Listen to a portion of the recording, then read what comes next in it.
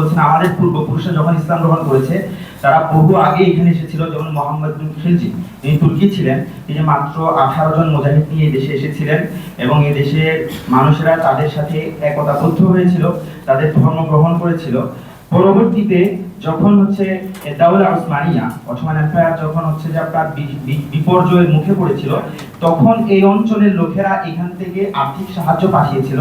এমনকি তিনি বলছেন তোমাদের দাদিরা তাদের অলংকার পর্যন্ত এখান থেকে খেলাফতের কেন্দ্রে পাঠিয়েছিল।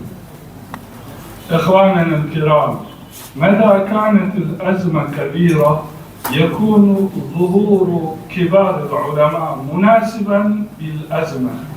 إن الله عز وجل أرسل في الأزمان المختلفة أظهر وأخرج من بين العلماء من بين المسلمين كبار هذه الأمة الإسلامية.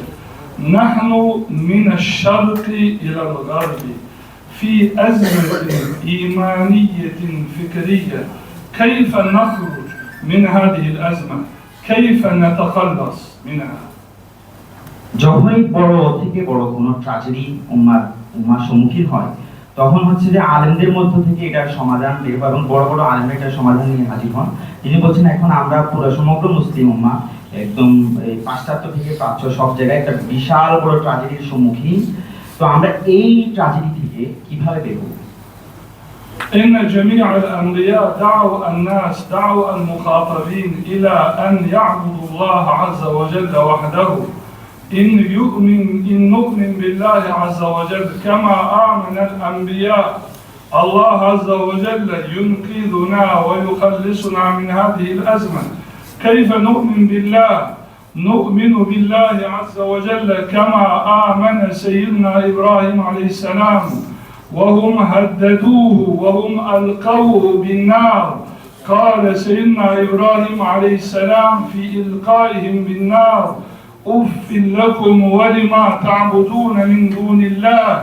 إن المؤمن إذا آمن بالله لا يخاف أحدا غير الله ولا يركع أمام غير الله تعالى. সমস্ত নবীরাই হচ্ছে আল্লাহর প্রতি ঈমান আনার দিকে মানুষকে ডেকেছিলেন। তো আমরাও যদি এই ফিতনা থেকে মুক্তি পেতে চাই, এই ট্র্যাজেডি থেকে মুক্তি পেতে চাই, তাহলে আমাদেরও আল্লাহর প্রতি ঈমান আনতে হবে, যেটার দিকে নবীরা ডেকেছিলেন। তো আল্লাহর প্রতি কিভাবে আমরা ঈমান আনব? তিনি ইব্রাহিম আলাইহিস সালামের উদাহরণ পেশ করছেন।